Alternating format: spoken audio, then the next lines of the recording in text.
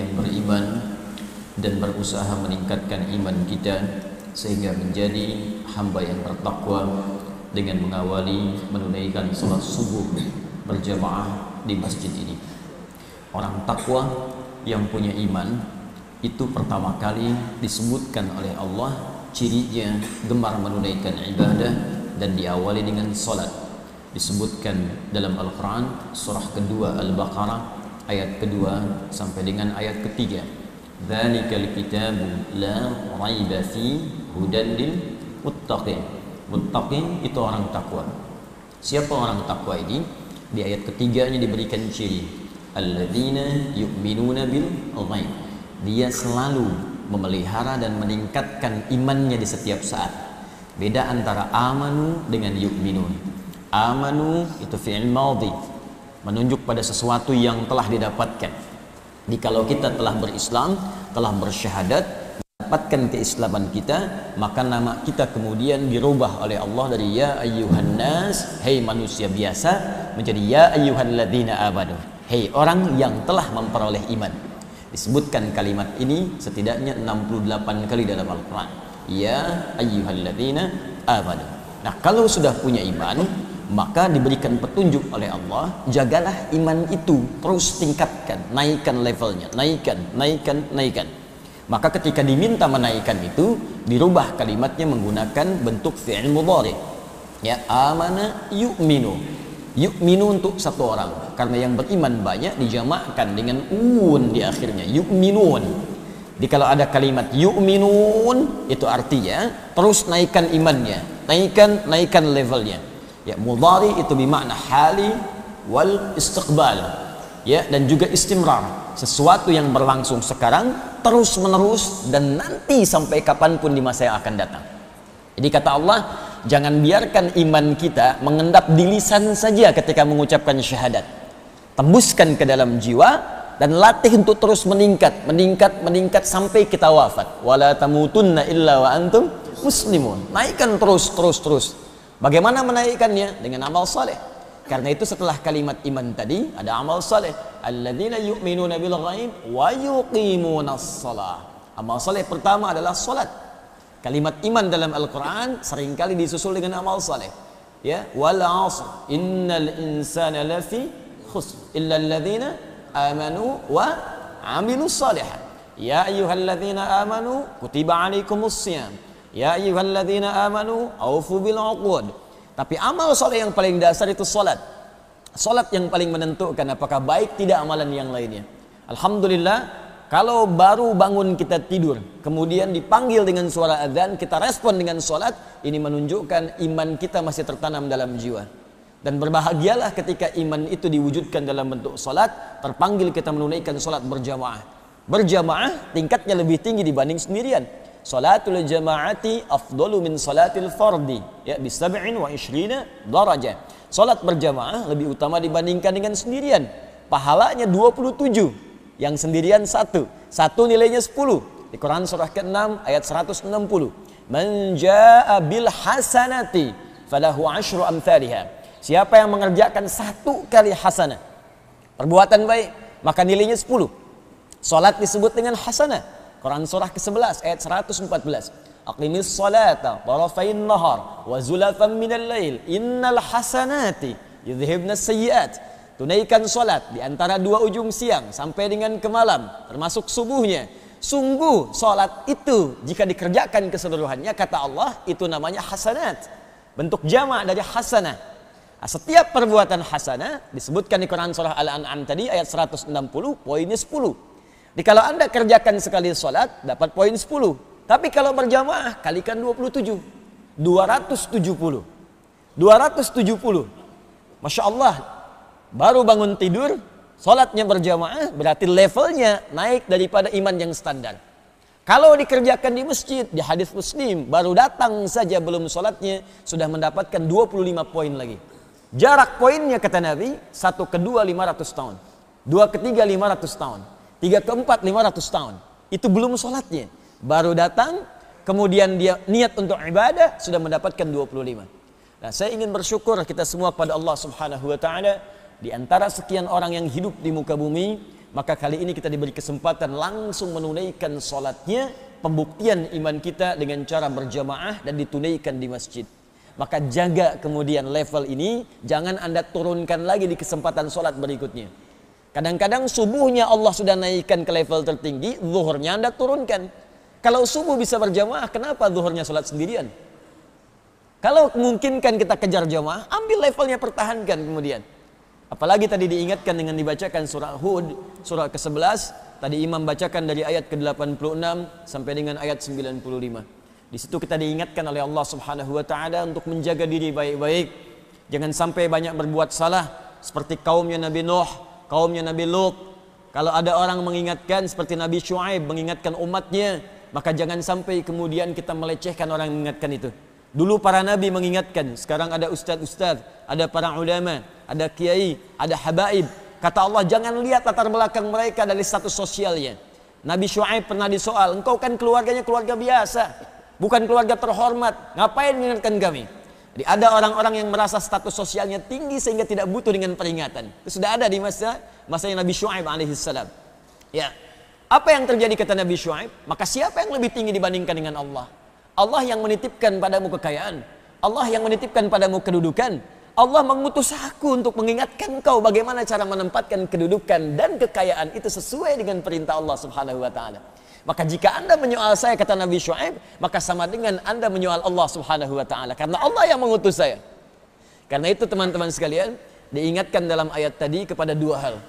Pertama, kepada setiap pendakwah, ya, juga kalangan ustaz, para ulama, para habaib, para kiai, untuk memperbaiki niat, untuk meniatkan ikhlas karena Allah Subhanahu wa taala. In uridu illa al-islah wa ma taufiqi illa billah, di ayat 88-nya. Kata Nabi Syuaib di lisannya alaihi salam, tidak ada niat dari setiap orang yang mengajak untuk mendekat kepada Allah kecuali niat utamanya islah. Ikhlas karena Allah untuk memperbaiki diri dan memperbaiki umat. Arahkan kepada umat. Ya, bukan datang kemudian untuk mengajar mengharapkan status sosial, popularitas, cari amplop, cari jamaah dan sebagainya. Perbaiki niat. Karena itu antum dorong ustaz didoakan. Doakan para ustaz, doakan kami, doakan saya supaya ikhlas. Ya, tidak fokus pada urusan dunia, hanya berlomba cari jamaah, cari popularitas, ya, mencari materi dan sebagainya. Ikhlas, mintakan. Demikian juga dengan antum, islah itu artinya, ya, wazannya bukan dari salaha, tapi aslaha yuslihu. Kalau salaha sudah baik, tapi kalau aslaha selalu berusaha baik. Aslaha yuslihu, selalu berusaha baik. Jadi usahakan, kata Al-Quran, setiap ada waktu berganti lebih baik daripada sebelumnya. Coba cek yang kemarin. Ya, antum jamaah berapa kali kemarin? Dari sholat 5 waktu ukur, subuh, zuhur, asar, maghrib, isya. Subuh jamaah enggak? Ya, zuhur jamaah enggak? Sampai dengan asar, maghrib, isya. Kalau tahu kemarin dari 5 waktu cuma 3 yang jamaah, maka sekarang siapkan 5-5-nya jamaah. Lebih baik daripada kemarin. Kemarin baca Quran berapa ayat? 2 ayat, 3 ayat, 1 halaman, 2 halaman. Lebih baik daripada kemarin. Kemarin 1 ayat, sekarang 2 ayat. Kemarin 1 halaman, sekarang 2 halaman. Jadi kalau Allah berikan sekarang untuk memperbaiki yang kemarin, belum dimanfaatkan juga, Anda butuh berapa hari lagi untuk bisa merubah diri lebih baik. Karena perlombaannya semakin hari, itu semakin ketat, Pak, Bu. Ini sekarang saya perhatikan ada peserta karantina aja, umurnya masih muda. Anda bayangkan dalam 11 hari, dia sudah menghafal 24 juz. Anak masih muda. Ada anak 9 tahun, 10 tahun, 16 tahun, menghafal Quran, berusaha untuk mendapatkan Quran, untuk bekal menghadap kepada Allah Subhanahu wa taala. Dia berjuang 11 hari, dapat 24 juz. Anda diberikan 11 tahun, 12 tahun, 13 tahun, 40 tahun, 50 tahun, untuk baca aja belum punya waktu. Anda butuh berapa tahun lagi? Dan Anda mengharapkan surga gitu. Itu mahal. Butuh perjuangan. Jadi kalau sudah puluhan tahun belum bisa memperbaiki diri, ya apa yang Anda banggakan di hadapan Allah Subhanahu wa taala? Perjuangannya semakin ketat. Perlombaannya sengit. Jadi kalau kita nggak mulai sekarang, tertinggal. Dan butuh berapa lama lagi? Maka itu kita selalu diajarkan doa yang tersambung dalam riwayat yang sahih, ya, kepada orang-orang sebelumnya. Ya, Allahumma asli ahwalana, Allahumma asli ahwalana. Karena selalu dalam Al-Quran ketika kita ingin kembali kepada Allah, diikuti kalimat islah. Taba wa aslaha. Taba wa aslaha. Orang tobat itu selalu islah. Memperbaiki dirinya. Karena itu sebelum kita memulai kajian, kita coba ingin kuatkan dulu keimanan kita kepada Allah dengan komitmen. Setiap ada waktu berganti, jangan tunggu esok hari. Rencanakan buat nanti. Siang, apa yang Anda akan kerjakan dari amal saleh. Asar, ada rencana amalan apa? Tuliskan. Kalau perlu bikin kalender kegiatan kita. Bikin tahapan jangka pendeknya, menengahnya, jangka panjangnya. Apa yang akan kita lakukan di hari ini? Besok apa yang akan kita kerjakan? Untuk pekan depan seperti apa? Rencanakan dulu. Ketika kita niatkan, pahala dituliskan. Walaupun amal itu belum kita kerjakan. Niatkan malam ini insya Allah saya tahajud. Begitu maghrib meninggal. Tapi beruntungnya kita kalimat Nabi SAW di Al-Bukhari. Nomor hadis yang pertama. Riwayat dari sahabat Umar bin Al-Khattab radhiyallahu ta'ala anhu, ternyata pahala dituliskan bukan pada amal yang telah kita kerjakan, itu bonusnya, tapi pada niat yang telah kita tanamkan, itu awal mula pahala diberikan. Qala Nabi sallallahu alaihi wasallam, "Innamal a'malu binniyat." Sungguh semua perbuatan yang kita kerjakan itu. Perhatikan detailnya kalimat Nabi, diksinya indah tuh. Kata Nabi, "Ana afsahul Arab baina anni min Quraisyin." Saya orang Arab yang paling fasih. Orang Arab yang paling fasih itu otomatis pembicaraannya selalu lekat dengan balaghah. Balaghah memiliki 3 jenis turunan ilmu. Ya, ada ma'ani, 2 bayan, 3 badi'ah. Ma'ani adalah memilih diksi, pilihan kata yang sesuai dengan konteks. Pas pilihannya. Nabi tidak mengatakan innamal af'alu. Tapi Nabi mengatakan innamal a'malu. Innamal a'malu. Ingat, beda antara a'mal dengan af'al. A'mal jamak dari kata amal. Af'al jamak dari kata fa'al. Amal itu kalau disertakan atau ditunjukkan pada perbuatan, itu umumnya mengacu pada perbuatan makhluk, hamba, yang akan dipertanggungjawabkan di hadapan Allah Subhanahu wa taala. Jadi kalau disebutkan kalimat a'mal, jamak dari kata amal. Tidak disebutkan kata amal kecuali menunjuk pada perbuatan makhluk. Makhluk, hamba Allah Subhanahu wa taala. Tapi kalau kalimat fa'al itu khususnya hanya ditujukan kepada Khaliq Allah saja. Kalau disebutkan pada hamba berarti menunjuk pada perbuatan negatif. Hanya disebutkan pada perbuatan Allah saja. Karena itu di Quran disebutkan wallahu yaf'alu ma yurid, bukan ya'malu. Karena perbuatan Allah tidak dimintai pertanggungjawaban oleh siapapun. Tapi manusia menggunakan kalimat amal. Amal. Wa may ya'mal mithqala dzarratin khairan yarah. Ya, fa may ya'mal mithqala dzarratin syarran yarah. Menggunakan amal. Kenapa disebut amal? Karena semua yang kita kerjakan akan dipertanggungjawabkan di hadapan Allah Subhanahu wa taala. Jamaknya disebut amal. Amal terbagi 2. Yang baik disebut amal saleh, yang jelek disebut dengan amal salah, sayyiat. Ya, ingat, yang baik adalah saleh, yang salah disebut sayyi atau sayyiat. Karena terbagi 2, maka diingatkan oleh Allah. Yang baik diperlihatkan khairan yarah, yang buruk ditampakkan syarran yarah. Mumpung masih hidup, tutup yang salah dengan yang saleh, karena semua itu akan ditampakkan. Anda silahkan sekarang punya pilihan. Berbuat saleh silahkan. Salah pilihan, tapi ada resikonya. Satu saat akan ditampakkan di hadapan Allah Subhanahu wa taala. Ayo silakan. Mau maksiat di kantor, di kamar sendirian, di ruangan yang tertutup. Sekarang merasa aman, besok nampak.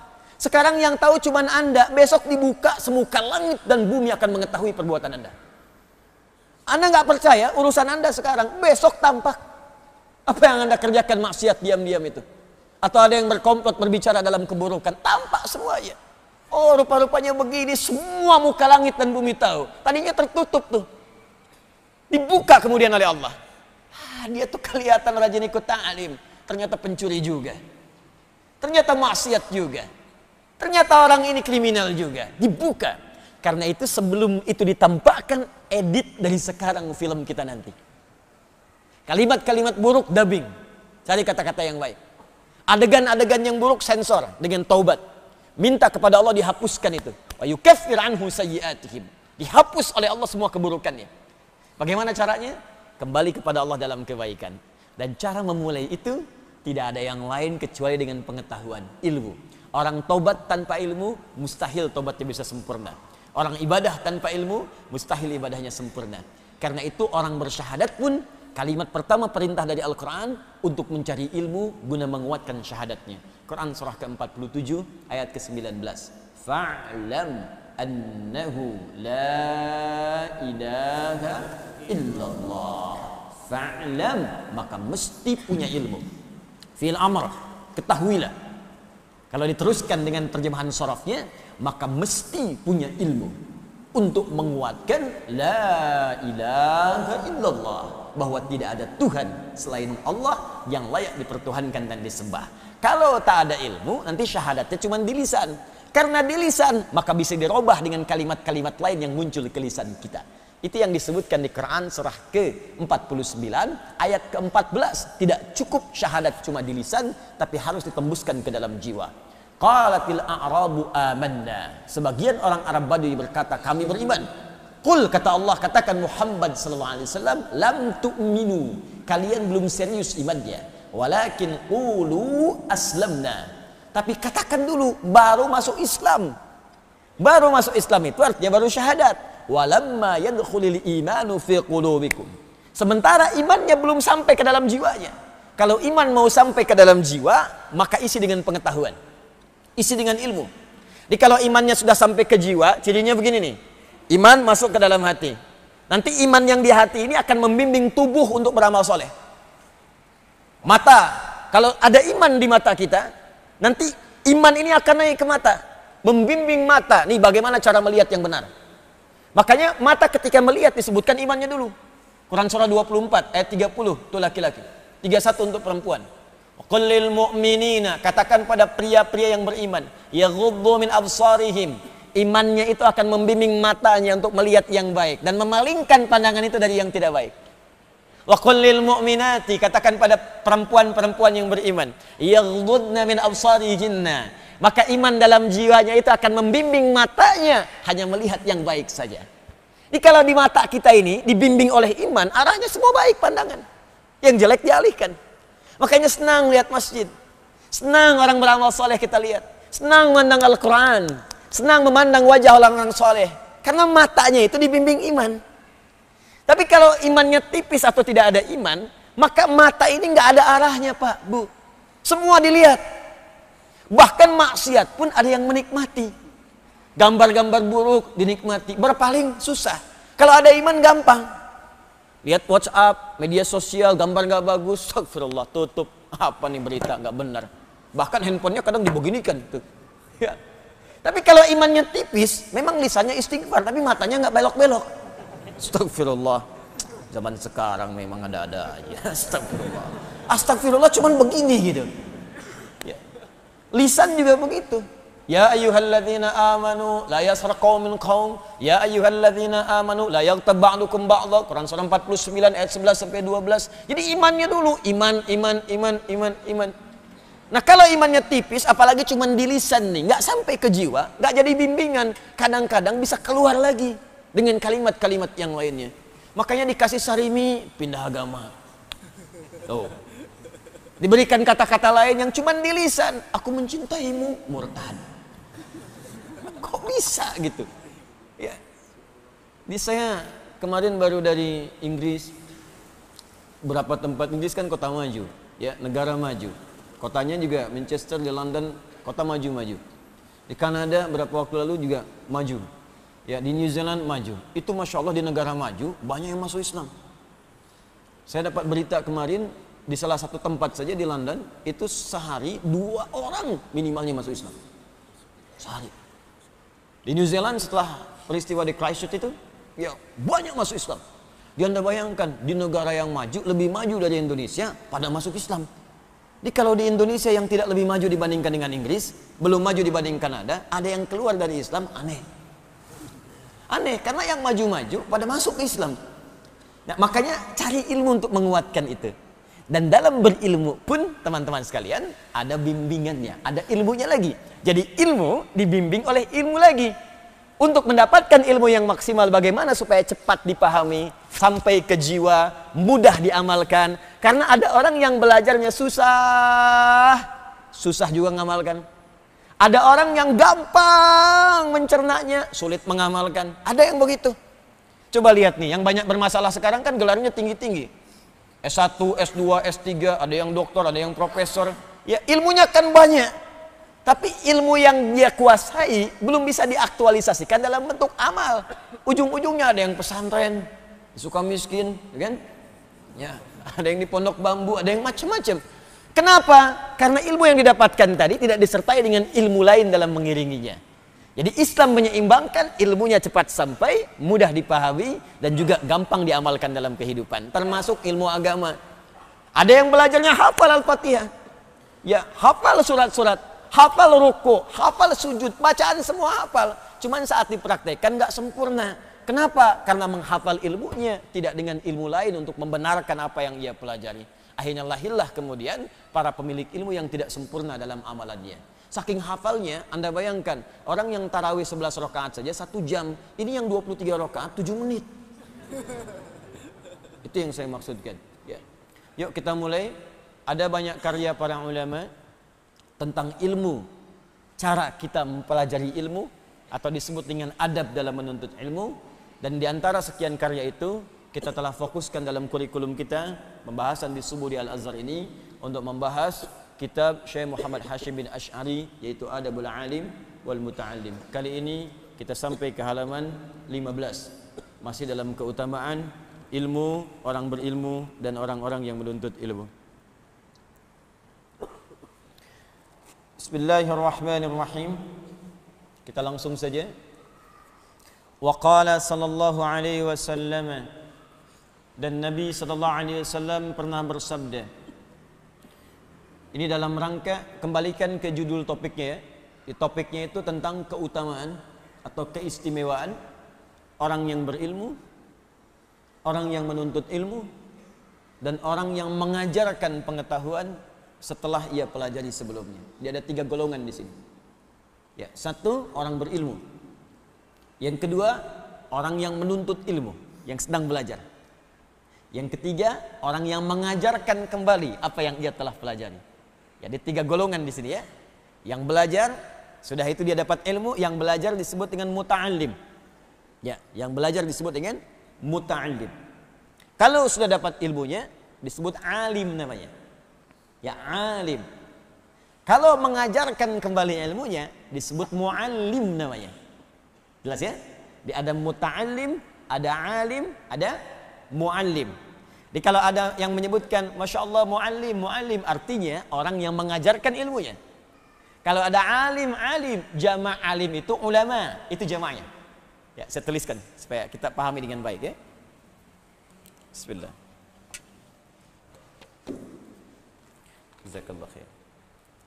Jadi ini ada muta'allim, orang yang belajar. Saya tulis dulu karena nanti kalimat ini saya akan perjelas ya. Muta'allim.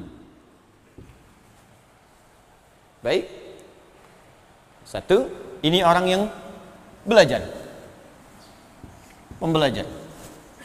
Saya tuliskan karena nanti hadis berikutnya kita akan menemukan kalimat-kalimat ini.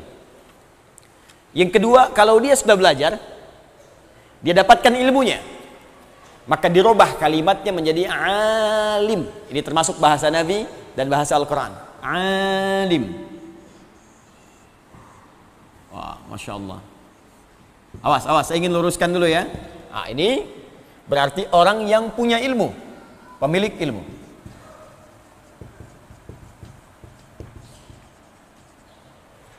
Awas. Dia alim banget, alim. Ya. Nah, alim yang dimaksudkan itu bukan rajin ibadah. Karena ada orang menyebut orang rajin tahajud, kan? Orang rajin puasa, rajin baca Al-Quran, terus disebut dia orangnya alim, gitu kan? Nah, alim di sini, kalau dalam pengertian bahasa Arab, bukan itu yang dimaksudkan. Jadi awalnya yang dimaksudkan bukan orang yang senang ibadah, bukan. Alim di sini orang yang punya pengetahuan. Jelas, yang pengetahuan ini boleh jadi kemudian dipakai dalam ibadahnya. Di sholat, tahu ilmunya, cara sholat yang benar. Ya, takbir, dia tahu apakah mengangkat kemudian setinggi bahunya sejajar hadwaman kibaihi, ataukah sejajar dengan daun telinganya. Bahkan dia gali hadisnya. Oh, yang ini dari Abu Hurairah, dari Khalad bin Rafi Az-Zuraiqi, diriwayatkan oleh Al-Bukhari, diriwayatkan oleh Imam Muslim, yang ini dari Imam An-Nasai, nomor hadis 1101. Ya, dicari sama dia tuh. Sampai dengan takbir diucapkan Allahu Akbar, ini di Abu Daud. Sampai tangan disimpan di mana, tahu betul. Jadi dia beribadah dengan ilmunya yang bersanad kepada Nabi sallallahu alaihi wasallam. Itu alim. Kalau cuma ibadah tapi tidak tahu dasar ilmunya, cuma dapat informasi takbir angkat begini, ucapkan Allahu Akbar, ruku ucapkan ini, sujud ucapkan ini, maka namanya disebut abid. Abid. Tuh. Jamaknya disebut abidin. Ya, Haji Abidin. Atas biaya dinas. Nah, itu bukan yang itu ya. Nah, ini abid. Jadi kalau Anda ingin menyebutkan alim, itu artinya orang yang punya ilmu, pengetahuan. Jamaknya disebut ulama. Ya. Jamaknya disebut ulama. Jadi ulama itu sebetulnya bentuk jamak. Mufradnya, singularnya disebut dengan alim. Dia seorang ulama. Bukan. Dia seorang alim. Mereka ulama. Majlis Ulama Indonesia. Di majlis itu orang-orang alim berkumpul. Di majlis itu para pemilik ilmu berkumpul. Makanya kalau ingin tanya fatwa, tanya ke majlis ulama. Lihat fatwanya. Ada alim di bidang tafsir, alimul tafsir, alimul Quran, alimul hadis, alimul fiqih, alim usul fiqih, alim qawaid fiqih. Kumpul semua di situ. Karena kumpul orang-orang alim dijamakkan namanya ulama. Jelas? Kalau ulama ini mengajarkan kembali ilmu-ilmu mereka, maka kemudian katanya berubah pada yang ketiga, namanya muallim. Saya jelaskan dulu ini, muallim. Muallim. Nah, ini pengajar yang mengamalkan kembali ilmunya.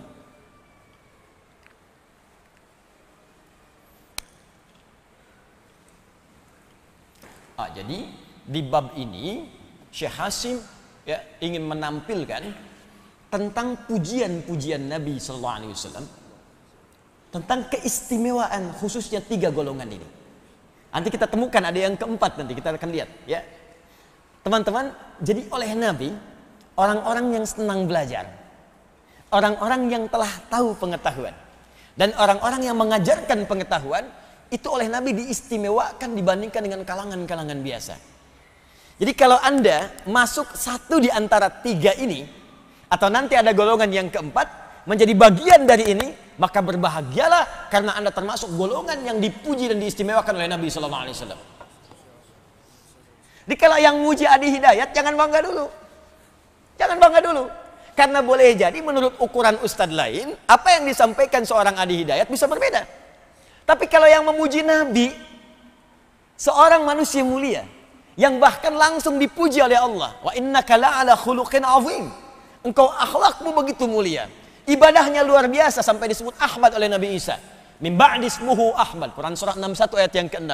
Ahmad itu kan menunjuk pada sifat ibadah yang tinggi, ibadahnya dari kata hamid. Jadi kalau disebutkan hamid artinya yang rajin di satu aspek ibadah. Misal, maaf ya, ada orang rajin tahajud, tapi untuk puasa sunnah belum konsisten. Itu hamid. Tapi kalau orang rajin puasanya, rajin tahajudnya, rajin baca Al-Qur'annya, rajin sedekahnya, maka dirubah jadi bentuk superlatif, sighah mubalaghah. Ya, bentuk mubalaghah, af'al tafdhil untuk menunjuk keutamaan. Dari hamid jadi Ahmad. Ahmad. Ahmad. Kalau ingin menunjuk pada aspek sosialnya, ya, maaf, rajin berbagi, jujur, sabar, tawadhu, rendah hati, ya, maka kalimatnya kalau di satu aspek saja disebut Mahmud namanya. Mahmud. Orangnya jujur tapi kurang sabaran. Jujur iya, sabar enggak, ya. Misal, itu satu aspek disebut apa? Mahmud. Sabar iya, jujur enggak. Ya, sabar memang, cuman sabarnya dipakai untuk mencuri. Yuk, sabar nungguin orang takbir, begitu takbir ambil tasnya, gitu kan? Ya. Nah, itu satu bagian.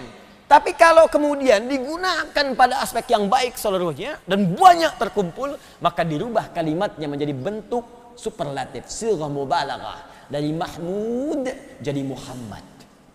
Muhammad. Dan Nabi Muhammad memiliki keduanya, Muhammad dan Ahmad. Muhammad disebutkan 4 kali dalam Al-Quran, Quran surah ketiga ayat 144, Quran surah ke-33 ayat ke-40, dan Quran surah ke-47 ya dengan namanya ayat yang kedua, serta Quran surah ke-48 ayat ke-29. Muhammadur Rasulullah. Dengan Ahmad sekali disebutkan. Jadi Muhammad menunjuk aspek sosial, Ahmad menunjuk aspek untuk ibadahnya, ritual. Dua-duanya sempurna, tinggi. Sampai kata Nabi Isa kenapa menyebut Ahmad? Karena Nabi Isa itu punya kemiripan di aspek Muhammad. Baik pribadinya, sangat mulia, ajaran kasihnya tinggi. Nabi Isa Al-Masih, Yesus, seorang nabi, manusia, nabi, itu punya kemuliaan, di antaranya sifat kasih sayang yang dalam. Ajaran kasihnya tinggi. Makanya saya sering katakan sebuah kisah, beliau lewat dengan murid-muridnya. Begitu lewat kemudian, di samping satu sungai yang sedang mengalir itu ada bangkai binatang yang sudah membusuk. Kata muridnya, guru ini bau sekali bangkai ini. Ya, kata Nabi Isa alaihi salam, lihat betapa putih giginya. Kata muridnya, Anda kenapa melihat giginya, bukankah bau busuknya? Kata Nabi Isa, karena manusia hanya mengeluarkan apa yang dipikirkannya. Jadi kalau kita pikirkan baik, maka keluar di lisan kita baik. Tapi kalau kita pikirkan tidak baik, keluar di lisan kita yang tak baik. Di sini ada kata-kata mutiara, kemudian teko hanya mengeluarkan isi tekonya. Dari kalimat ini tadi. Jadi Anda bayangkan pada hewan yang telah jadi bangkai pun beliau masih melihat yang baiknya. Ya, dan ada ramalan di kitab sebelumnya bahwa ada nabi yang terakhir akan datang dengan sifat kemuliaan secara kasih dan sosialnya. Dikira beliau nabi terakhir karena punya kemiripan dengan Nabi Muhammad sallallahu alaihi wasallam. Nabi Muhammad jangankan pada hewan, pada tumbuhan, dalam suasana perang kata beliau, walaupun sedang emosi, jangan cabut tanaman. Sedang Anda ingin nyembelih hewan, saat akan nyembelih pun, kata Nabi sallallahu alaihi wasallam, tajamkan pisaunya supaya tidak menyakiti hewannya. Jadi masih dipikirin hewan itu supaya nggak sakit, supaya nggak menzalimi hewan saat menyembelih. Memang fitrah dia disembelih, tapi bagaimana menyembelihnya supaya nggak zalim? Tajamkan. Bahkan dalam menajamkan pun dalam fikih nggak boleh depan hewannya. Sabar ya, tunggu sebentar, nggak sakit kok. Nah, itu nggak boleh. Itu Anda bayangkan, sifatnya demikian. Makanya kata Nabi Isa, nabi terakhir bukan saya. Ada yang lebih hebat dibandingkan saya. Ada yang lebih mulia dibandingkan saya. Yang tidak akan tertandingi amalannya oleh nabi-nabi sebelumnya. Dialah Ahmad, menunjuk pada aspek ibadahnya kepada Allah. Tafsir paling baik di Al-Bukhari tentang kalimat ini. Nomor hadis 2008 sampai 2010. Khususnya dari hadis riwayat Sayyidah Aisyah radhiyallahu taala anha, ketika ditanya oleh para sahabat kaifa kanat salatun Nabi sallallahu alaihi wasallam, bagaimana sifat salat Nabi khususnya di salat malamnya, kata Sayyidah Aisyah kalimat pertamanya, la tas'al an husnihinna wa tulihinna. Kalimat pertamanya, jangan tanyakan bagaimana panjang dan bagusnya, susah diikutinya, nekat diikuti kemudian harinya. Ya, ada Hudzaifah al-Yamani, ya, ada Abdullah bin Mas'ud, ada Ubay bin Ka'ab, datang mengikuti Nabi. Allah memang enak salat di belakang Nabi. Satu rakaatnya 100 ayat Al-Baqarah. Ya, kata Abdullah bin Mas'ud, nikmat sekali ini. Dikira akan ruku nyambung sampai selesai 286. Dikira akan ruku nyambung Ali Imran 200 ayat. Dikira akan ruku nyambung An-Nisa 176 ayat. Rakaat pertama 5 juz 4 halaman, baru ruku. Besoknya nggak ikut lagi. Tapi ini menunjukkan kemuliaan yang paling tinggi. Dan manusia yang mulia ini, nabi yang paling tinggi ini, yang paling istimewa. Anda bayangkan, nabi yang dipuji oleh semua nabi-nabi sebelumnya. Disebutkan isyaratnya oleh lisan Nabi Ibrahim dan Nabi Ismail. Quran surah kedua, ayat 129. Disebutkan isyaratnya lewat lisan Nabi Isa. Quran surah 61, ayat yang ke-6. Disebutkan nasabnya sampai dengan Nuh, nasab kenabiannya. Kerasulannya sampai Nabi Nuh alaihissalam. Quran surah keempat An-Nisa ayat 163. Nasab kerasulannya disebutkan, nasab kenabiannya disebutkan, nasab kemanusiaannya sempurna dari beliau sampai Nabi Adam alaihissalam. Mukjizat pertamanya ketika lahir, nasabnya sempurna semua. Keluarganya sempurna dari Quraisy. Kalangan baninya Bani Hashim, kalangan terhormat. Anda bayangkan, dia orang nggak bisa nyoal. Nggak bisa seperti Nabi Syuaib tadi, kamu siapa? Status sosialnya begitu. Nabi Muhammad nggak bisa disoal. Karena status sosialnya tinggi, Quraisy orang paling fasih dan terhormat. Bani Hashim kalangan paling dihormati. Nasab nyampe ke Nabi Adam secara manusia. Muhammad bin Abdullah, bin Abdul Muttalib, bin Hashim, bin Abdul Manaf, bin Qusay, bin Murrah, bin Kilab, bin Ka'ab, bin Ghalib, bin Fihir, bin Malik, bin Nadar, bin Kinana, bin Khuzaimah, bin Mudrika, bin Ilyas, bin Nizar, bin Mudar, bin Ma'ad, bin Adnan, bin Abdi, bin Adri, bin Muqawwam, bin Nahur, bin Tarikh, bin Ya'rub, bin Yasjub, bin Nabit, bin Ismail alaihissalam, bin Ibrahim alaihissalam, bin Azar atau bin Nahur, bin Abir, bin Kinan, bin Arfakhshad, bin Sam, bin Nuh alaihissalam, bin Mihlail, Matushala, bin Kinan, bin Anwas, bin Tis, bin Adam alaihissalam.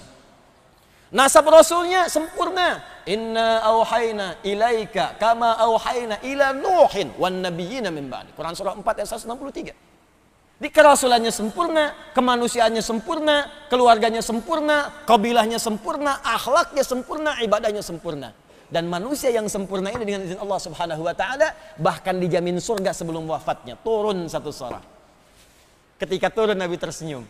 Ditanya oleh sahabat, "Lima tabassamta ya Rasulullah?" Kata beliau, barusan turun, Bismillahirrahmanirrahim. Inna a'tainakal kautsar. Fasalli li rabbika wanhar. Inna syani'aka huwal abtar. Sungguh kami telah siapkan untukmu kenikmatan yang paling banyak di surga. Saking banyaknya, kata Allah, kami akan berikan sampai engkau puas. Wala sawfa yu'tika rabbuka fatarda. Padahal kaidah nikmat itu kalau diberikan gak ada yang puas. Nikmat itu begitu. Kalau diberikan nikmat, gak ada yang pernah puas. Contoh, Anda kalau sudah dapat sepeda, pengen apa? Berarti gak puas dengan sepeda, pengen motor. Kalau sudah punya motor, pengen apa? Mobil. Anda pakai motor, lihat orang bawa mobil, pengen mobil. Kalau sudah punya mobil, pengen apa? Oh, pesawat. Simpan di mana? Nikmat tuh begitu. Nikmat tuh kalau sudah dapat, pengen lagi. Sudah umroh, pengen haji. Sudah haji, pengen haji lagi.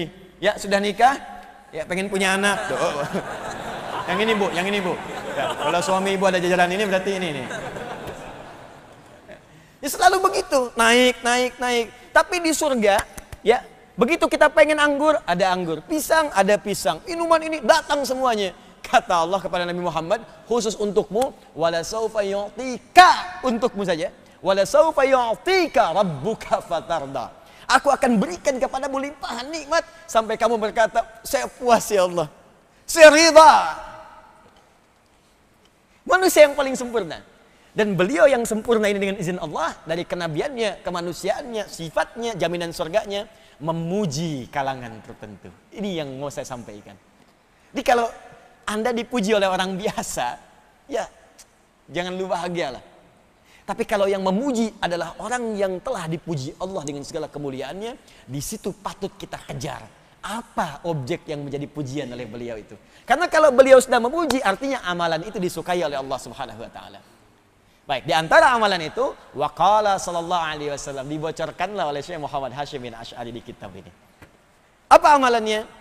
Baik, kalimat nabinya, baik, waqala sallallahu alaihi wasallam, dan Nabi sallallahu alaihi wasallam pernah bersabda, ughdu aliman. Di riwayat lain, kun alima au muta'allima. Awas, au mustami'a au muhibba. Fala takunil khamisa fatahlak. Fokus. Kun alima, jadilah engkau orang berilmu. Au muta'allima, atau orang yang belajar pengetahuan. Fokus. Au mustami'a, kalau belum sempat belajar dengan baik, setidaknya fokus menyimak. Nanti kita terangkan. Au muhibba, kalau menyimak aja nggak sanggup, setidaknya cintai golongan-golongan ini. Jangan usil terhadap mereka. Jangan sewot dengan mereka. Jangan sinis dengan mereka. Jangan pasang status yang menyindir mereka. Hati-hati. Jangan bikin hoax tentang mereka. Awas. Wala takunil khamisa fatahlak. Dan jangan jadi yang kelima. Yang kelima itu kemungkinan besar akan celaka. Ya. Hadis ini ada dua jalur. Saya tadi sebelum subuh sudah cari di kitabnya. Jalurnya supaya nanti tidak disebut asal bunyi gitu kan.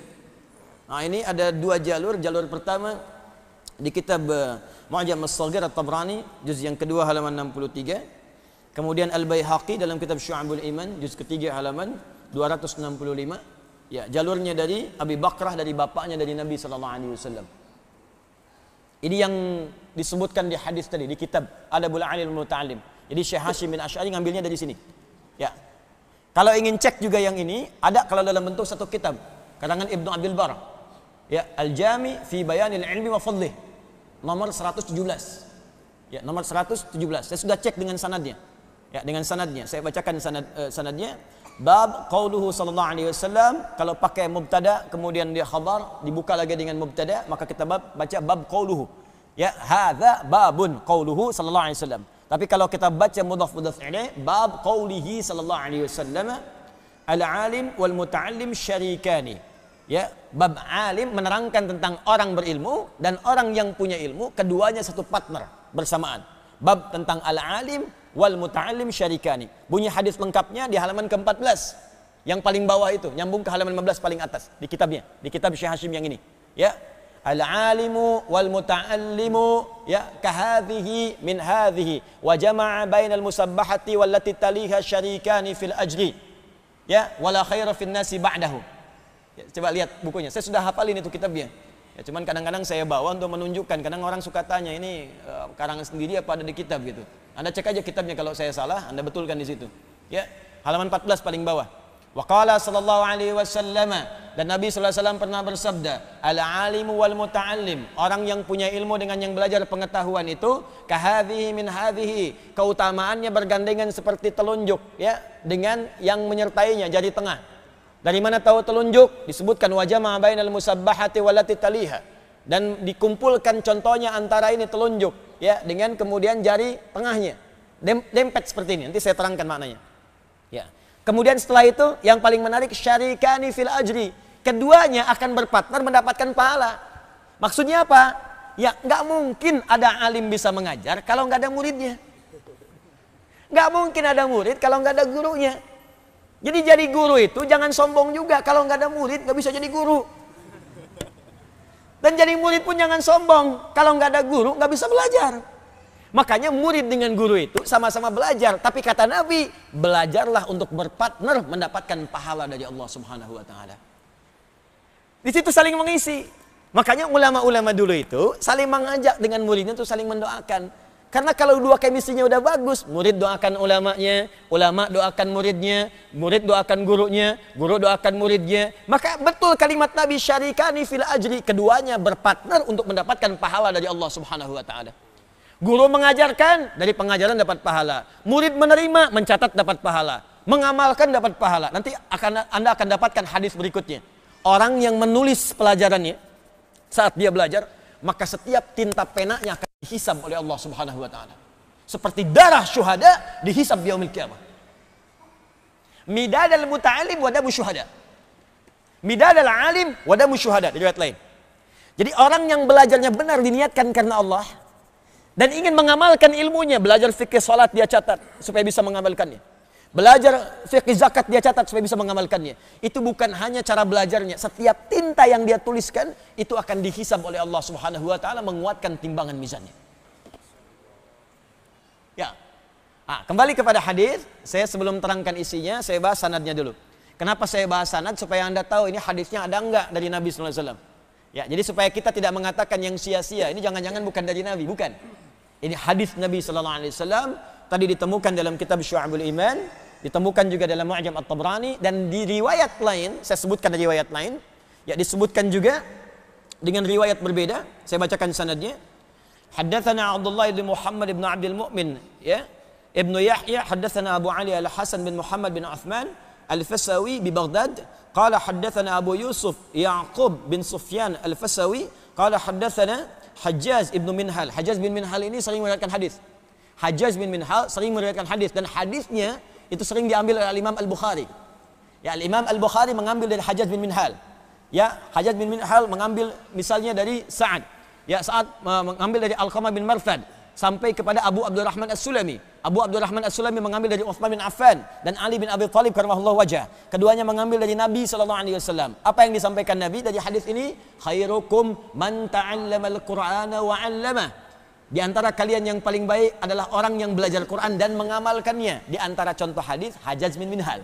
Jadi kalau saya sampaikan Hajjaj bin Minhal, berarti orangnya thiqah. Ya, karena hadis lain pun yang diriwayatkan oleh Hajjaj diambil oleh Imam Al-Bukhari. Baik. Teruskan sebentar. Qala haddatsana Hajjaj bin Minhal hadatsana Muhammad bin Salamah ya an Humaid anil Hasan anna Abu Darda radhiyallahu taala anhu. Yang pertama dari Abi Bakrah dari bapaknya, yang kedua dari Abu Darda radhiyallahu taala anhu, dari Al Hasan dari Abu Darda dari Nabi sallallahu alaihi wasallam. Riwayatnya Abu Bakrah dari bapaknya menggunakan kalimat ughdu aliman seperti di kitab Syekh Hashim. Riwayat yang dari Abu Darda menggunakan kalimat kun aliman au muta'allima. Bedanya satu pakai ughdu, yang kedua pakai kun. Jelas? Kenapa saya sampaikan dua riwayat ini? Karena nanti ada sebagian ahli hadis yang menyebut riwayat yang pertama menggunakan ughdu aliman, menyebut statusnya dengan dhaif marfu'. Marfu' statusnya dhaif. Hadisnya lemah karena marfu' langsung diangkat kepada Nabi sallallahu alaihi wasallam oleh Abu Bakrah dari bapaknya langsung ke Nabi. Siapa yang menilai dhaif? Di antaranya kita bacakan Al-Haythami dalam kitab Majma' Zawaid, juz pertama nomor halaman 328. Ya rijaluhu mawthuqun, rijalnya mawthuq, semuanya thiqah, orang-orang tadi. Cuman sayang langsung diangkat ke Nabi, statusnya marfu'. Hadis yang langsung disandarkan pada Nabi ada beberapa jalur riwayat yang terputus. Disebut dengan marfu', hadisnya dhaif. Al-Ajluni ya juga mengatakan marfu' dhaif. Abu Zar'ah al-Iraqi mengatakan dhaif. Syekh Albani dalam kitab Silsilah al-Hadits ad-Dha'ifah mengatakan dhaif. Ya, di halaman yang ke-6 nomor hadis 337. Juz yang ke-6 ya halaman 337. Ya, cuma gini, kalau Anda nggak belajar ilmu hadis, cuma dengar dhaif, sebagian orang yang tidak tahu ilmunya. Catat kalimat ini. Sebagian orang yang tidak mengerti, nggak tahu ilmu sampai menyimpulkan dhaif, jangan amalkan. Dhaif, tinggalkan. Kita belajar dulu ilmu hadis. Tidak semua hadis yang disebut dhaif itu kemudian langsung kita tinggalkan. Tidak begitu cara memahaminya. Kembalikan ke ilmu hadis, mari kita pelajari hadisnya. Jika ada hadis dipandang dhaif dalam satu riwayat, maka Anda cari riwayat lain. Adakah riwayat lain yang diriwayatkan oleh orang yang lain yang menguatkan hadis itu? Saya ulang. Jika Anda temukan satu hadis, terus menyebutkan dhaif. Kenapa dhaif nih? Karena ada satu rawi yang hilang, nggak ketemu nih. Langsung diangkat ke Nabi. Tiba-tiba dari tabi'in, ya nggak ke sahabat dulu, langsung ke Nabi misalnya. Ya, ada yang hilang. Jangan langsung disimpulkan dhaif, jangan amalkan. Cari dulu ada nggak hadis lain yang bisa menguatkan riwayat hadis ini, ditemukan oleh orang berbeda yang sampai sumbernya kepada Nabi. Dalam ilmu hadis disebut syahid namanya. Syahid. Hadis-hadis lain yang menguatkan riwayat ini. Cari dulu. Kalau ditemukan, maka akan mengangkat status hadis yang tadi naik dari dhaif setidaknya menjadi hasan atau bahkan sahih. Kenapa? Karena dikuatkan oleh riwayat lain yang dia sampai kepada Nabi. Kalau dalam secara fisik tuh, ya satu yang langkahnya itu kurang bagus, ditopang oleh orang lain yang sehat, maka dia bisa berjalan bersamaan. Ada satu orang jalannya pakai tongkat, lambat. Tiba-tiba ada orang kuat, suka fitness, ya, Masya Allah. Apa bedanya fitnah dengan fitness? Kalau fitness ke gym, kalau fitnah ke jam. Ada orang badannya besar, suka fitness, ya kan? Kemudian kuat badannya, itu orangnya sehat. Dalam bahasa Arab sehat disebut sahih. Nah, sahih itu sehat. Sahih itu sehat. Ya, sahih sehat. Kalau lemah badan, lemah, kaki lemah disebut dhaif. Ya, dhaif. Yang satu pakai tongkat, yang sehat datang. Mau kemana Pak? Mau ke sana. Berapa lama lagi jaraknya? 1 kilo. Kelamaan Pak jalannya, nggak akan nyampe. Bapak mau ngapain? Ikut ta'lim Ustaz Adi. Jalan pakai tongkat, jarak masih 1 kilo. Gitu kan? Ya, kelamaan. Kapan dimulai taklim Pak? Jam 5. Wah Pak, sekarang ada udah jam 5 kurang 5. Bapak nyampe sana udah bubar. Saya gendong aja. Gendong, jalan. Kecepatan meningkat. Masya Allah, begitu kecepatan meningkat, baru jalan 10 meter datang orang pakai mobil. Pit. Mau kemana Pak? Taklim. Saya juga mau berangkat, ikut aja. Sepitness-pitnessnya orang, sekuat-kuatnya, pakai mobil masih kalah mobil. Mobil gak usah fitness, jalan kenceng ada nyampe dia. Ya, maka naikkan ke mobil. Yang satu lemah digendong oleh orang tadi lebih kuat, naik mobil lebih kencang lagi. Hadis dhaif diriwayatkan oleh seorang, nggak nyampe ke Nabi, datang orang lain lebih dekat masanya ke Nabi, gendong. Datang yang lebih dekat lagi, gendong lagi, cepat, boom, nyampelah riwayatnya ke Nabi sallallahu alaihi wasallam. Dhaif naik, ya. Jadi kemudian hasan naik lagi jadi sahih li ghairihi, naik lagi bisa jadi sahih. Naik. Nah, hadis yang diriwayatkan oleh beliau ini yang diambil dari kitab Al-Jami' tadi, ya, di Bayanil Ilmi wa Fadlihi karangan Ibnu Abdul Bar, dikuatkan lagi riwayatnya kalau dirujuk ke kitabnya langsung. Apa di antara kitabnya itu? Ya, teman-teman sekalian, tadi yang saya sebutkan. Baik, riwayatnya apa? Yang saya bacakan riwayat sahabat Abu Darda. Kan Abu Darda bertemu dengan Nabi sallallahu alaihi wasallam. Nah, jadi jangan langsung simpulkan dhaif nih, tidak. Syekh Hasyim ingin mengajarkan, nih saya tampilkan yang ini karena yang sahih udah banyak tahu. Kalau Anda menemukan yang ini jangan langsung simpulkan dhaif, seakan-akan beliau mengajarkan ilmu dengan cara yang halus. Itu cara bacanya. Jangan langsung menyimpulkan Al-Ghazali kitabnya palsu semua, jangan baca bukunya. Anda ini bagaimana? Baca dulu ilmunya. Lihat dulu. Seperti itu adabnya kita belajar. Jangan melihat orang lain langsung menghukumi. Ngaji dengan siapa? Ustaz Andi, bid'ah tuh. Oh. Datang dulu, tanya dulu persoalannya apa. Ya kan? Kalau beda pandangan ada dalil, nggak ada masalah. Perbedaan masalah mengamalkan dengan dalil yang semua bersumber dari Nabi tidak menghalangi kita untuk bersilaturahim dan minum teh bersama. Ya. Anda boleh jadi penggemar Liverpool atau Manchester United, silahkan aja. Tapi ya minum teh bareng-bareng, Persija ya dengan misalnya Persib, Viking dengan The Jack bareng-bareng, silakan. Duduk sama-sama, minum teh bareng-bareng. Apalagi dalam masalah akhirat. Yang satu kunut, yang satu enggak, kenapa mesti ribut? Yang salah itu kan yang enggak ke masjid, yang enggak sholat subuh. Jelas ya? Nah, jadi status hadisnya ini hadis sahih. Kemudian bersumber dari Nabi Sallallahu Alaihi Wasallam. Jadi kita bisa pastikan hadis ini ada referensinya. Tinggal sekarang apa maknanya? Ya, apa maknanya? Baik, yuk kita sambungkan. Saya sudah tuliskan sebagian. Urdu atau kun aliman. Kalau kata kun itu penegasan dalam bentuk perintah. Kun. Jadi cepat. Ya, jadi cepat. Kalau di dunia praktikal itu biasanya kata kun ini perubahan sesuatu menjadi aspek yang lain, berubah gitu ya, berubah. Misal dari yang belum tahu jadi tahu, dari yang nggak berjalan berjalan. Duduk, saya cepat minta berdiri, langsung berubah posisi. Ya, kun waqifan, kun qaiman, cepat berdiri, dari duduk langsung berdiri.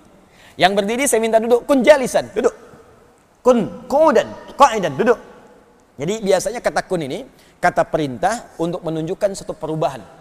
Ya, yang berubah dari aspek yang satu ke aspek yang lain.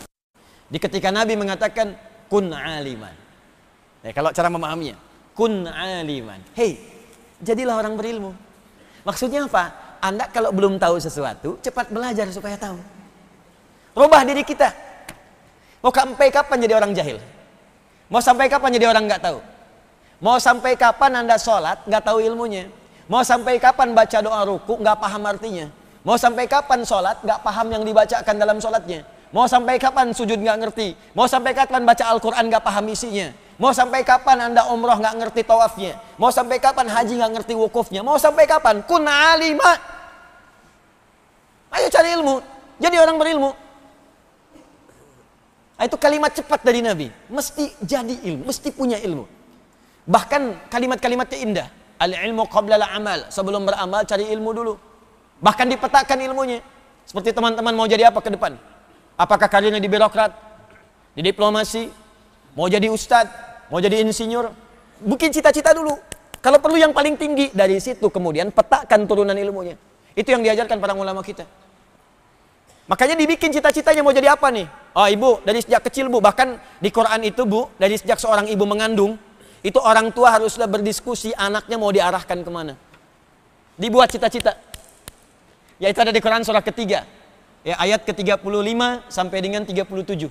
Idh qalat imra'atu Imran rabbi inni nadhartu laka ma fi batni muharrara fataqabbal minni. Ketika istrinya Imran setelah berdiskusi dengan suaminya, ya ketika beliau mengandung, istrinya Imran mengandung Hanna, diskusi dengan suami, papa, anak kita nih mau jadi apa nih yang ini, yuk kita arahkan supaya dekat dengan Allah ya. Khusus yang satu ini kita jadikan ahli ibadah. Khusus yang satu ini kita dekatkan dengan Allah. Kita harus punya tabungan akhirat, guna-mulanya di syafaat di akhirat dengan izin Allah. Maka Hanna berdoa dalam kandungan anaknya itu dikandung. Hanna berdoa istrinya Imran, Rabbi inni nadhartu laka ma fi batni muharrara fataqabbal minni. Ya Allah, saya bernazar, anak yang saya kandung yang ini saya akan bebaskan dari urusan dunia. Nggak akan saya jadikan ya Allah jadi pecinta dunia. Nggak akan saya jadikan ya Allah jadi ahli dunia. Saya pengen dia jadi ibadah untuk tabungan kami di akhirat nanti. Fataqabbal minni, tolong terima ya Allah nazar dan ikhtiar kami ini, tolong terima. Nah, itu dari sejak bahkan dalam kandungan sudah disiapkan, Pak. Misal Bapak ingin siapkan anak saya ini insya Allah akan jadi ahli tafsir yang pertama. Yang kedua jadi ahli hadis, Masya Allah. Yang ketiga jadi ahli fiqih, lengkap. Anda ada masalah tanya, kakak ini apa ayatnya? Ini Pak, ayatnya begini, tafsirnya begini, begini, begini. Adik apa hadisnya? Qala Nabi sallallahu alaihi wasallam begini, begini, begini. Di kitab hadisnya ini. Bungsu, ya hukum fikihnya menurut 4 mazhab begini, begini, begini. Masya Allah, indah kehidupan keluarga. Kosong pengajian. Ada semua. Saya pengen siapkan anak saya, ingin jadi dokter yang hafal Quran. Spesialis mata, Masya Allah, tapi hafal Quran. Spesialis gigi, hafal Quran. Saya pengen siapkan birokrat yang hafal Quran. Masya Allah. Ada yang masuk STPDN sambil menghafal Quran. Ya, ada yang masuk kemudian militer sambil menghafal Quran. Polisi hafal Quran, tentara hafal Quran. Jadi pejabat, diplomat hafal Quran. Silakan. Dulu kan diplomat kita jago-jago. Ya, kayak Agus Salim kan diplomat. Diplomat paling hebat, bahasanya banyak. Ahli tafsir juga. Gitu. Ayo dong. Ya, berjenggot juga. Ya, selanjutnya di atas kepala. Ke PC dan beliau bangga. Beliau yang bawa diplomasi Indonesia sampai dengan ke Britania, sampai ke Inggris, sampai kemana-mana. Ya, dan luar biasa. Pangeran Diponegoro, Masya Allah, pakai sorban, pakai jubah, ya, dan pahlawan nasional. Pahlawan nasional, Anda bayangkan. Ada Imam Bonjol, Kiai Haji Ahmad Dahlan, Kiai Hashim dan sebagainya. Itu kan orang-orang hebat. Jadi silahkan teman-teman berkarya seindah-indahnya, berkarya sebaik-baiknya, tapi niatkan untuk ibadah. Dari kecil siapkan. Kun alima. Ketika Anda sudah punya cita-cita, siapkan ilmunya. Karena itu, Hannah tidak mencukupkan dengan berdoa. Anak saya pengen jadi ahli ibadah. Bagaimana caranya? Cari ilmunya. Maka dicari guru yang bisa mengajarkan dia supaya dekat dengan Allah. Dipilih Nabi Zakaria. Wa kafalaha Zakaria. Tempatkan di tempat yang mendekatkan dia dekat dengan Allah. Dibikin mihrab. Ya. Fataqabbalaha rabbuha biqabulin hasanin. Wa ambataha nabatan hasana. Wa kafalaha Zakaria. Kullama dakhala alaiha Zakaria al-mihrab. Gitu caranya. Jadi kalau Anda sekarang ingin dapatkan misalnya, anak saya pengen jadi dokter yang hafal Quran. Apa tingkat paling tingginya? Oh, dia masuk UI, masuk Undip. Oh, sekarang tapi kan baru lahir. Ya, baru lahir. Siapkan dulu. Oh, kalau lahir dari kecil bacakan Quran dulu. Beli speaker aktif, bacakan. Setiap 1 bulan 1 juz, 1 juz, 1 juz, 1 juz. 30 bulan 30 juz. Anak ini sudah mendengar 30 juz. Dan seorang bayi yang terlahir, fungsi pendengaran itu yang paling utama dibandingkan penglihatannya. Begitu 30 bulan sudah mendengar 30 juz, kata para pakar dia hanya membutuhkan 6 bulan untuk hafal 30 juz sempurna. 3 tahun hafal Al-Quran. Setelah selesai, mulai berikan pendidikan dini. Sekolahkan, cari KB yang bagus. KB yang mengajarkan dekat dengan Allah. KB yang mengajarkan nilai-nilai kebaikan. Ajarkan akhlaknya, motoriknya, naik ke TK. TK cari SD-nya yang bagus. Ngajarkan sholatnya. Kuatkan Qurannya lagi. Masuk pesantren atau masuk sekolah yang lain, dekatkan lagi. Cari yang mendekatkan ke kedokteran tadi. Baru masuk kampus. Jadi begitu masuk kampus, Quran sudah hafal. Fikih kedokterannya sudah paham. Jadi begitu jadi dokter, bukan cuma dokter fisik. Tapi juga dokter yang bisa menenteramkan keadaan roh. Karena kebanyakan orang penyakitnya disebabkan karena keadaan rohnya yang gersang dibandingkan dengan fisiknya yang luka. Ya. Bahaya sakit roh itu. Iri hati itu sakit roh. Bukan sakit fisik. Dan gak ada obatnya di apotek. Nggak ada poli iri. Poli gigi ada, poli iri hati nggak ada. Ya, silakan cek. Poli dan ditemukan. Poli ria nggak akan ada. Ya, dok, kepala saya pusing, yang pusing kan fisik. Sakit rasanya. Malam sulit tidur. Gejalanya apa, Pak? Itu gejalanya kalau teman saya beli kulkas baru, pusing saya. Dia bawa pakai mobil baru, pusing saya. Ya, itu nggak akan ditemukan. Tapi karena dokter ini hafal Quran, resepnya. Quran surat sekian, ayat sekian. Hadis Nabi SAW. Baca. Selesai. Penjelasan apoteknya Masjid Al-Azhar. Ustadznya Fulan. Datang. Selesai. Ya, saya pernah tanya sama dokter mata. Dok, apa ciri mata yang sehat? Kita punya kelas-kelas Quran untuk teman-teman dokter. Kata dokternya, Ustadz, kalau pandangannya jelas, awas, gak pakai alat bantu, sempurna. Dari segi optik pantulan bayangannya bagus, sempurna. Oh, saya bilang saya banyak yang temukan begitu. Di masjid juga banyak. Cuman sayang ketika keluar dari masjid, dia nggak bisa bedakan mana sendal dia, mana sendal orang. Itu kenapa? Nah, itu urusannya berbeda. Makanya kun aliman, jadilah orang berilmu. Anda mau jadi karirnya apa silakan, passionnya apa silakan. Mau dagang, cari ilmu dagang dulu. Pengusaha, cari ilmu dulu. Diplomasi, birokrasi, cari ilmu dulu. Mau jadi ustadz, apalagi? Cari ilmu. Bahkan urusan mau belajar pun cari ilmu. Kun aliman, jadi orang berilmu. Jadi jangan sampai Anda mengerjakan sesuatu nggak tahu ilmunya, itulah bahasa dasarnya demikian. Nah, kemudian redaksi yang kedua, urdu aliman. Urdu. Ghada yaghdu. Ghada, kalimat ghada itu tidak disebutkan kecuali menunjuk pada sesuatu yang paling awal. Paling duluan. Ya, hadis At-Tirmidzi nomor hadis 586. Man shallal ghadata fil jama'ati aw fil masjid. Siapa yang menunaikan salat ghadat. Ini hadis tentang salat syuruk. Ya, siapa yang menunaikan salat ghadat. Ghadat di sini subuh maksudnya. Siapa yang menunaikan salat subuh dengan berjamaah atau di masjid. Tsumma yaqudu yadhkurullah. Kemudian dia enggak langsung pulang. Duduk berzikir kepada Allah. Zikir itu bisa baca Quran, Quran surah 15 ayat 9, bisa berdoa, Quran surah 7 ayat ke-205. Bisa istighfar, kalimat thayyibah, Quran surah ke-4 ayat 103. Ya, bisa juga Anda lakukan misalnya dengan sholat. Kalau ada sholat sunnah, Quran surah ke-20 ayat 14. Bisa juga dengan mengkaji, menuntut ilmu, ya, duduk belajar, melihat, mengamati, Quran surah ke-3 ayat 190 sampai 191. Ada banyak. Jadi kalau Anda habis sholat subuh, kemudian ikut ta'lim, mengaji, berdoa, baca Quran dan sebagainya, kemudian hatta bidayatul duha, sampai datang di awal duha, saat bayangan satu tombak, ya. Thumma yusalli rak'atain, kemudian dia salat 2 rakaat. Ya, bayangan satu tombak itu ketika matahari naik, naiknya disebut isyraq. Posisinya disebut syuruk. Di setelah melewati masyriq tempat terbit, haram hukumnya salat saat matahari terbit. Naik dia, bayangan satu tombak, naiknya disebut isyraq. Ya, posisi satu tombak disebut syuruk namanya. Syuruk ini adalah bidayatul duha, awal duha. Salat duha dibagi 3, awal duha, pertengahan duha, akhir duha. Di salat syuruk itu salat awal duha. Enggak ada syuruk. Yang ada salat duha, iya awal duha disebut syuruk, Joni. Ya. Jadi syuruk itu awal duha. Orang yang bisa syuruk, yaitu salat di awal duha, 2 rakaat, pahalanya ka ajri hajjin wa umratin, senilai dengan haji dan umrah. Sempurna, sempurna, sempurna. Ya, tapi bukan haji dan bukan umrah, senilai dengan haji dan umrah. Kemana Pak? Kok subuh-subuh amat berangkatnya? Mau haji dan umrah? Di mana? Di Al-Azhar? Bukan. Syuruk senilai haji dan umrah. Nah, sholat subuhnya disebut sholat ghadat. Ghadat. Kenapa disebut ghadat? Karena ini sholat yang pertama kali dikerjakan dalam rangkaian sholat. Kenapa disebut ghadat? Karena kita diminta untuk berburu sholat ini datang di awal waktu. Karena itu kalau orang tahu keutamaan sholat subuh, kata Nabi, dia akan datang dengan merangkak. Datang, pengen datang. Merangkak maknanya 2. Merangkak di sini 1, banyak orang berjalan, datang berkerumun sehingga jalannya lambat seperti orang merangkak. Saking pengennya subuhan. Yang kedua, orang yang kesulitan pun akan datang walaupun dia merangkak. Ya, datang dengan merangkak. Saking pengennya dapat pahala subuh. Datang di awal waktu. Setiap yang dilakukan di awal disebut ghadat. Ghadat, ghada yaghdu ghadatan wa ghadaan. Ya.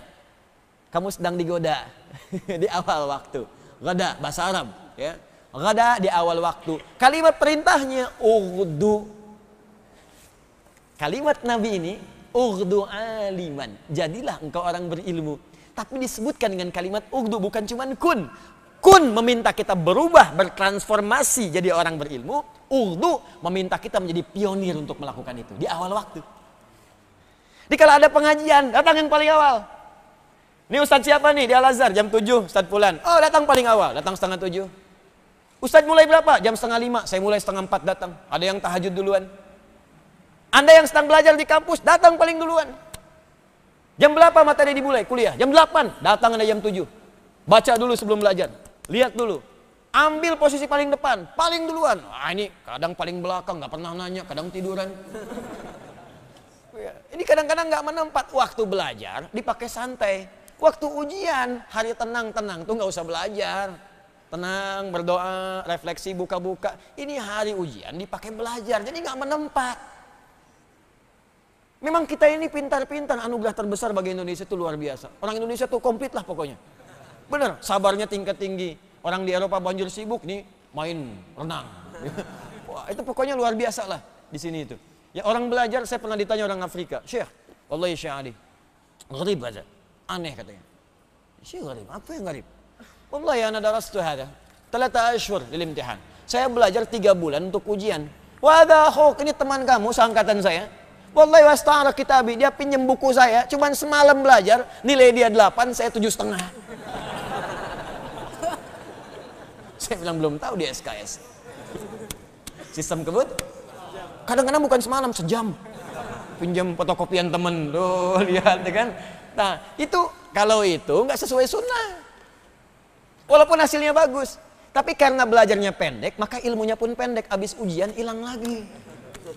Lupa dengan ilmunya. Dia tahu mencuri itu haram, cuman saat mencuri lupa.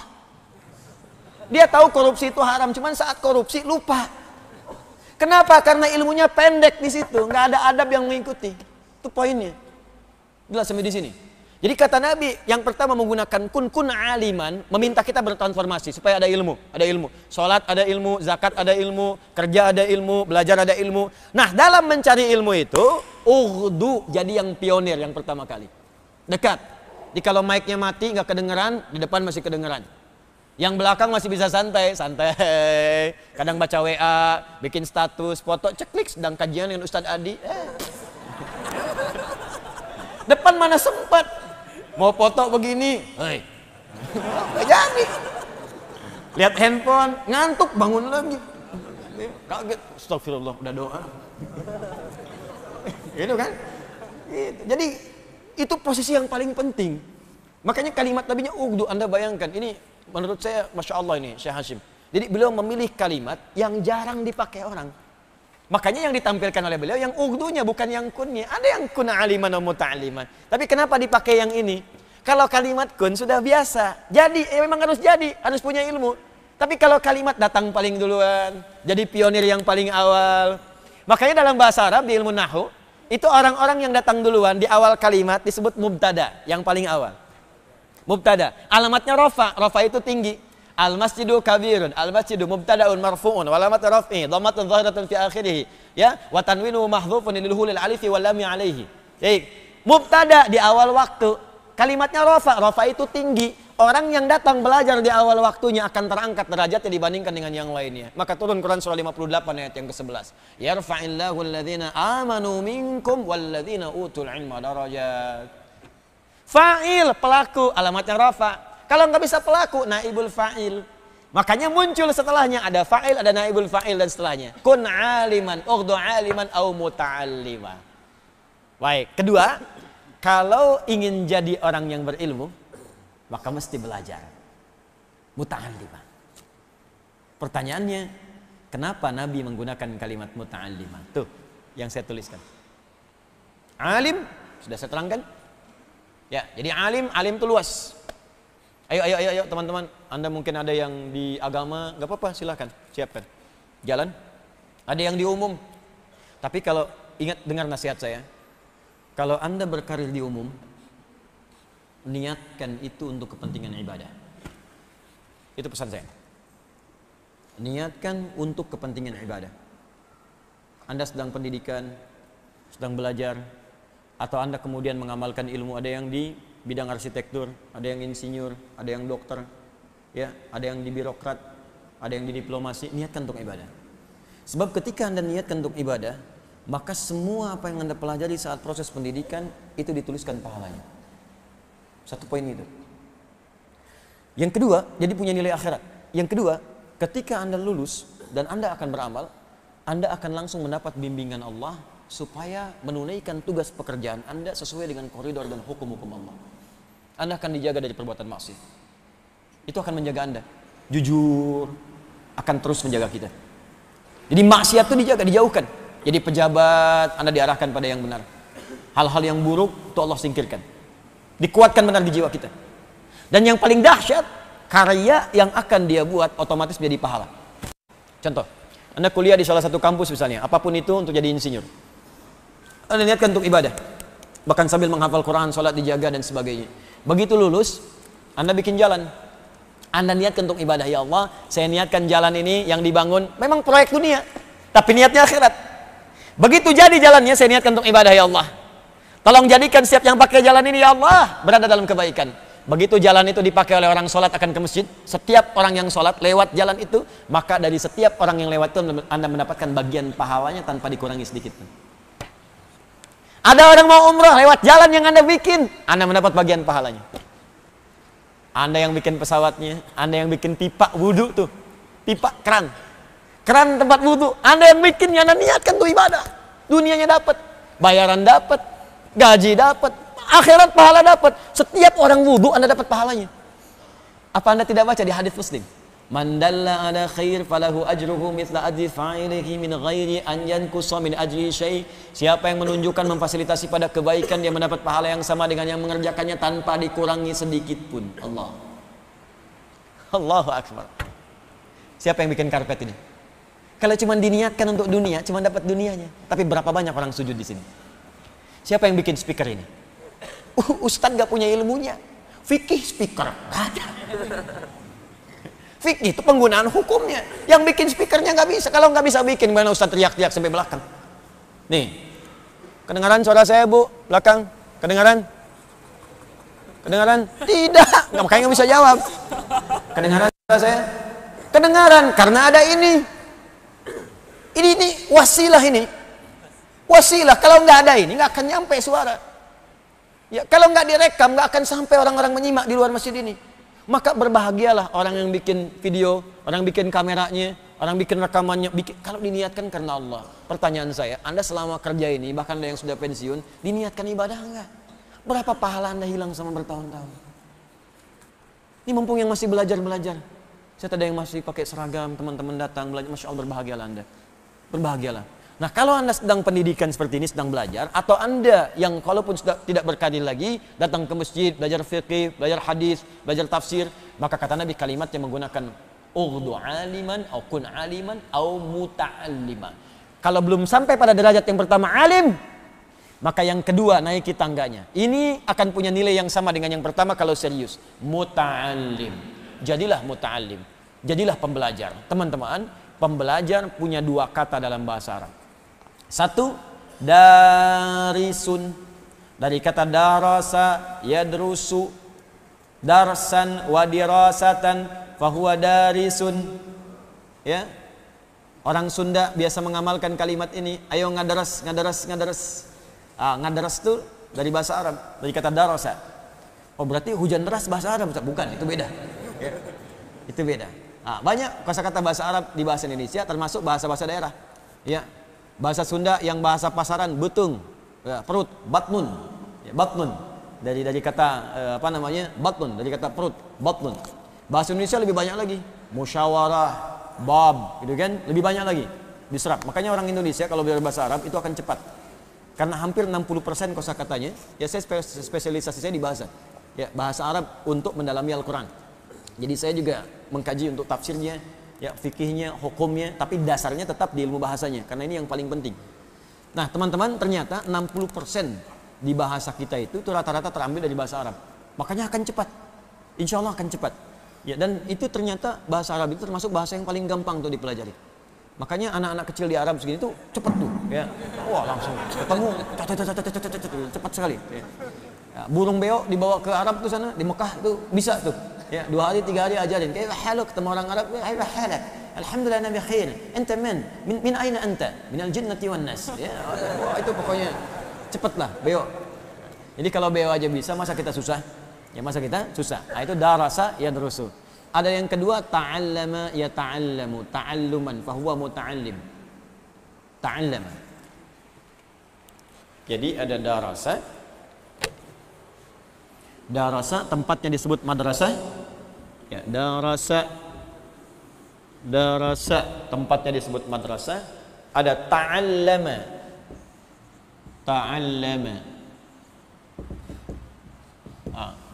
Darasa orangnya daris, yang mengajarnya mudaris, tempatnya madrasah. Baik, yang ini ta'allama, orangnya muta'allim. Jadi asal katanya dari sini. Pertanyaannya, kenapa Nabi tidak mengatakan kun atau ughdu aliman au darisan? Tapi Nabi mengatakan kun aliman au muta'allima. Terambil dari kata ta'allama. Kenapa kalimat ini yang digunakan bukan kalimat yang ini? Apa rahasianya? Itu akan kita kaji di pertemuan berikutnya insyaallah. Masih ada 3 lagi, muta'allima au mustami'ah. Kenapa mustami'ah bukan sami'ah? Kenapa sami'na wa ata'na tapi di sini mustami'ah? Atau yang keempat muhibbah. Ya, bagaimana ciri-ciri muhibbah itu? Wala takunil khamis. Kenapa bukan yang kelima tidak didapatkan? Dan kenapa di sini tidak disebutkan mu'allima? Alima, muta'allima, au mustami'a, au muhibba, wala takunil khamisa fatahlak. Dan apa yang dimaksud dengan khamisah setelah fatahlak ini?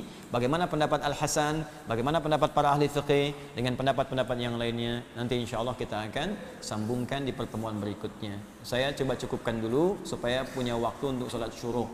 Ya, karena subuhnya sekarang lebih cepat, 4:06 sudah azan.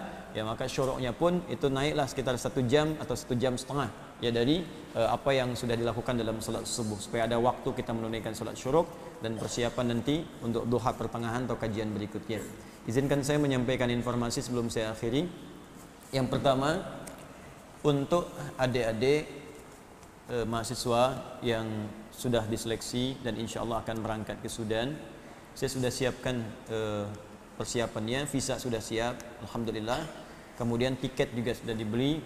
Hari Kamis insya Allah Anda akan berangkat.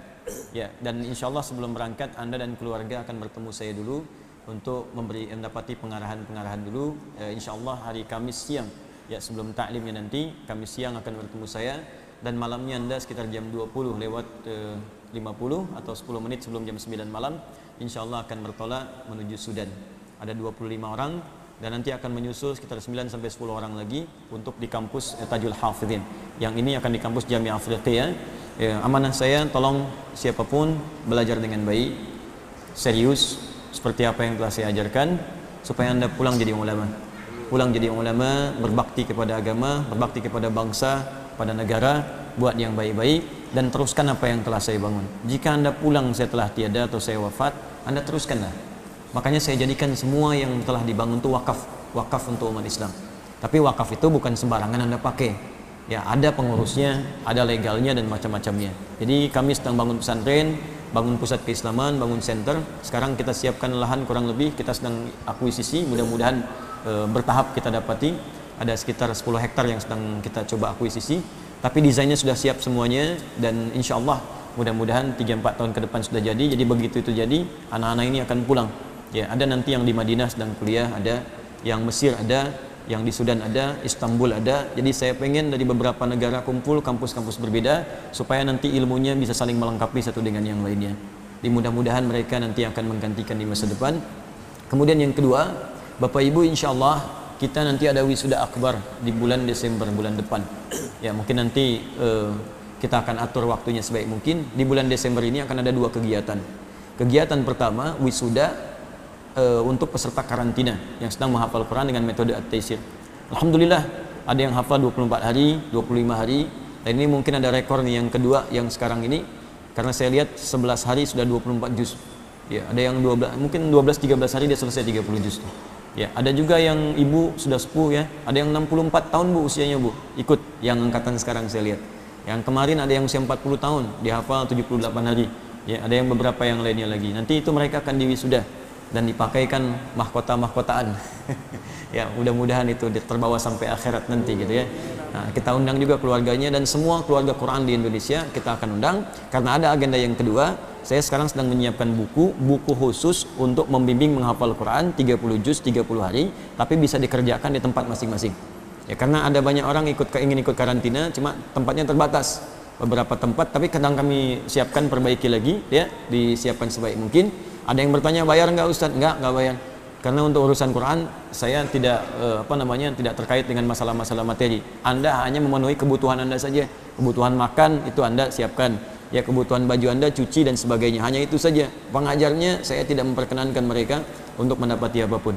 ya kita mengharap pahala dari Allah Subhanahu wa taala. Jadi kalaupun ada biaya-biaya itu untuk Anda saja, untuk makan, untuk apa dan sebagainya. Kalau tidak ada sama sekali, nanti saya siapkan bulan Desember, kalau belum ikut nanti di situ ada buku khusus, lalu saya berikan panduan dan saya ajarkan langsung di karantina akbar namanya.